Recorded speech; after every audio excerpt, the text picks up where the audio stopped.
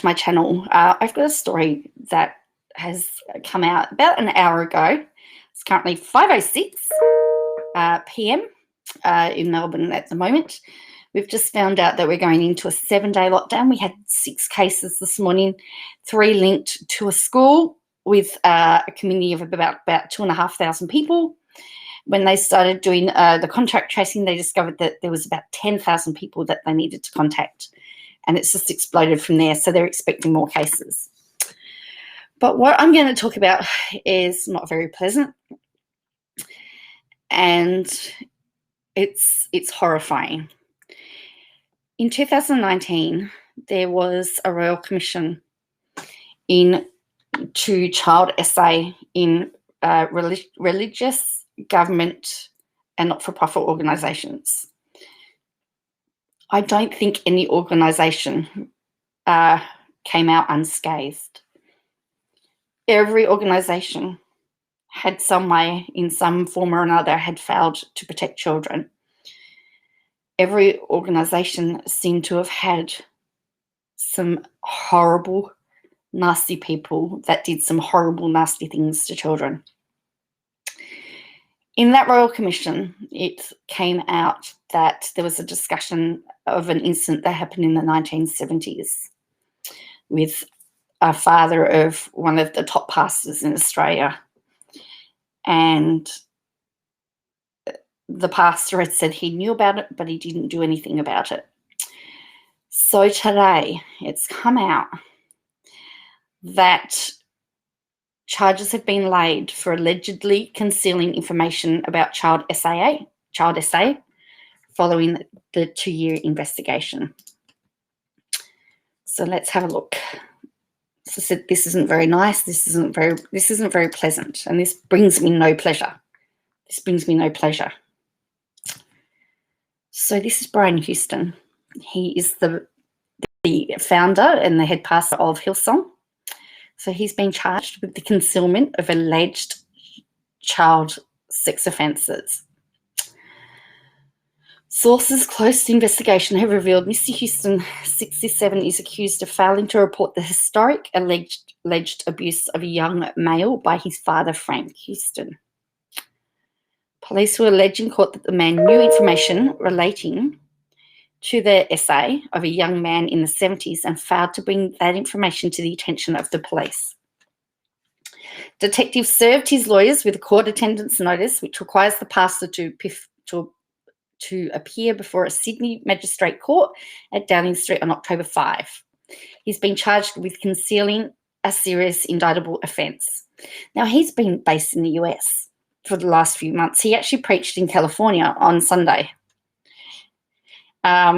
which I find to be very, very bizarre, considering that our borders have been closed for months and months and months. But somehow he's been able to go out of the country.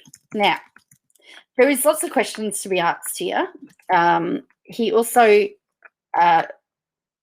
is the pastor that the Prime Minister of the church the Prime Minister goes to. And Scott Morrison tried to get a meeting between Donald Trump when he was president and Brian Houston. So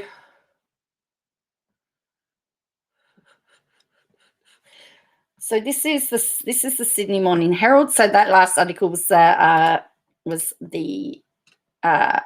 ABC. So it says here he's been living in the US and he's been in Mexico as well. So this one says he's the co-founder of the Global Pentecostal Christian Church. He preached in person at a service in Mexico last month, has been in the US.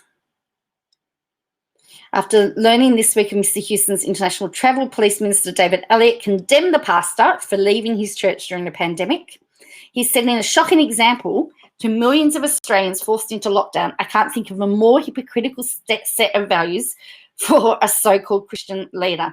My phone has gone crazy given the challenges facing the very people he claims to offer pastoral care to. Mr. Elliott said, despite Hillsong being his electorate, he would never step foot in it as long as he, Mr. Houston, is. Police detectives said received advice this week from the Office of the Director of the Public Prosecutions following a request for their brief of evidence regarding Mr. Houston.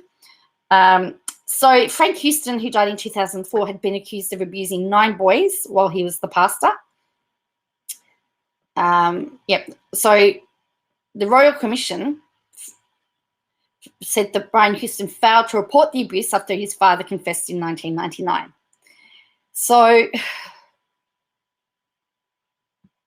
one of the victims has accused the pastor of covering up his father's actions and crimes. And the Hillsong Church published a blog last month in which it said Mr. Houston found out about his father's action when he was 45 and the victim was 37. Numerous pastors and individuals had knowledge of this matter prior to Brian Houston learning about it, the Post said.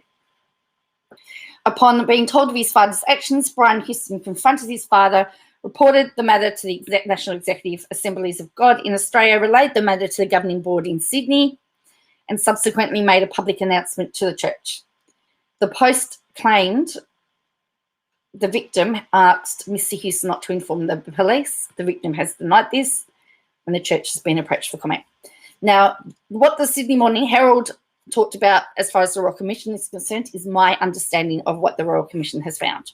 So it looks like that they have investigated and they've decided that there's enough to lay charges.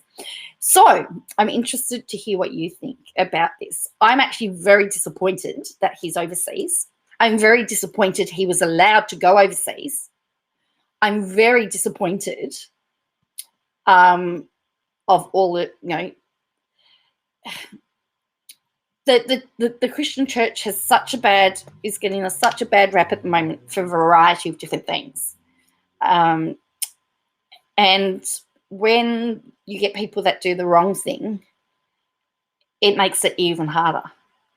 And I have no words. I can't condone his actions. I can't even, I have nothing that I can do to defend these actions, other than to say I'm very deeply disappointed in them. Now, I know a lot of organisations, so the organisation that I work for, we have mandatory reporting of things. We have to go through, we have to have your working with children's check. We have to have a police clearance. We have to do a child safe course. We're not allowed to speak to a child on our own. We actually have to have someone else present. So I can't do a one-on-one lesson without somebody else being in the building or a parent there. Even when I do Zoom calls, I have to ask that the parent remains in the room. If they don't, I can't do much about that. But there are lots of rules in place to try and protect the children and the vulnerable. And I'm actually horrified and I'm heartbroken about this. However, I am not surprised.